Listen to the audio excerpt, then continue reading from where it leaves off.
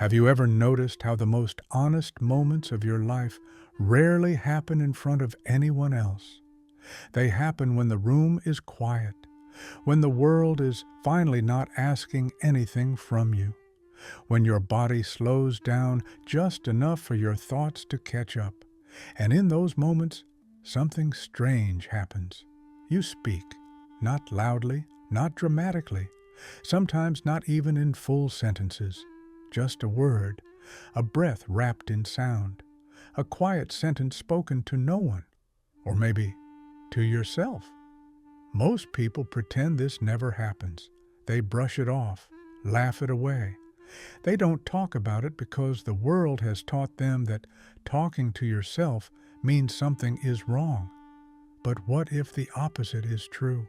What if speaking to yourself is not a sign of weakness, but evidence of a mind that has learned how to survive? Why the voice appears. The human mind was never meant to be silent. From the moment we are born, our brains are wired for dialogue. Before logic, before memory, before identity. Dialogue comes first. As children, we speak constantly. We narrate. We argue. We comfort ourselves. We talk to toys, to shadows, to imaginary companions that feel more real than adults sometimes do, not because we are confused, but because the mind is learning how to exist. Psychologists call this externalized thought, a way for the brain to organize chaos into meaning. The voice is a tool, and tools don't disappear just because we grow older. They go underground. When the world teaches you to be quiet at some point, every child learns a dangerous lesson. Not everything you feel is welcome. So you learn to filter yourself. You learn which emotions are acceptable, which questions get ignored, which parts of you create discomfort in others. And slowly, your voice changes. You stop speaking outwardly. But the need to speak doesn't vanish. It turns inward. That is where self-talk is born, not as madness, but as adaptation. The mind finds a way to process experience even when no one is listening, especially when no one is listening. The hidden function of self-talk. When you talk to yourself, you are not splitting into parts. You are reconnecting them. Neuroscience shows that speaking out loud activates multiple regions of the brain at once. Emotion, language, memory, regulation.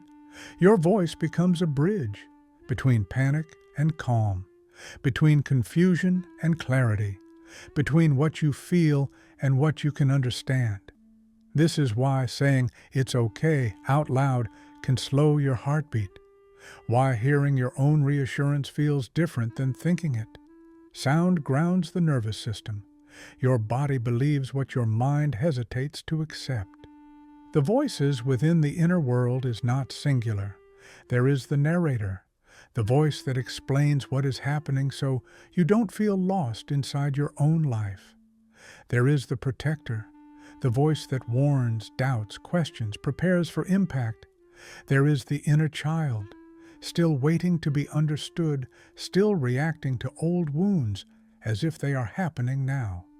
And there is the inner parent, the voice you learned from others, now replaying their tone through your own mouth.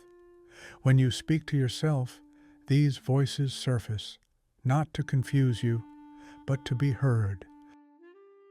Why some people talk to themselves more than others.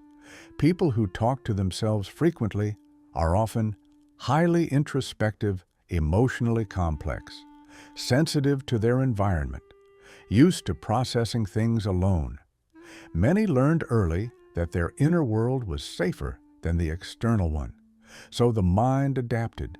Self-talk became a witness when no one asked, a guide when no one explained, a comfort when no one stayed. This is not pathology. It is resilience. When self-talk becomes a sanctuary, there are moments when the voice inside you feels like the only place you can rest. You don't have to explain. You don't have to perform. You don't have to simplify yourself. The voice already knows, and that intimacy can feel safer than any relationship. But it comes with a cost. When the inner world becomes the primary source of comfort, the outside world can begin to feel threatening. Vulnerability feels dangerous. Silence feels heavy. Connection feels unpredictable. So the voice stays. When the voice turns against you, the same voice that protects can also wound, because it remembers everything, every criticism you internalized, every disappointment you swallowed, every moment you were made to feel small. Unresolved pain does not disappear, it speaks, and when there is no external outlet, it speaks inward. This is why self-talk can become harsh, why it echoes doubt, why it repeats old accusations as if they are truths. The voice is not cruel, it is carrying history. The turning point. Healing does not begin by silencing the voice. It begins by changing how you respond to it. Instead of fighting the voice, you listen. Instead of believing every word, you ask where it came from. Instead of treating it as an enemy, you treat it as information. Because every thought is a message, and every message wants resolution. Rewriting the dialogue. When fear speaks, respond with presence. I hear you. When doubt rises, answer with steadiness. I'm doing my best. When loneliness appears, remind yourself, I am not abandoned. This is not fantasy. This is nervous system repair. The brain learns through repetition, and compassion rewires faster than criticism ever could. Why this is profoundly human. Throughout history, people have spoken to themselves, philosophers walking alone, artists whispering ideas before they existed, monks chanting into silence, scientists thinking out loud to make the invisible visible. Self-dialogue has always been part of transformation. Only modern culture made it shameful, because a society built on noise fears silence, and a culture obsessed with performance fears authenticity. Talking to yourself is intimate, and intimacy cannot be commodified. The final truth: if you speak to yourself, it does not mean you are broken. It means you are aware.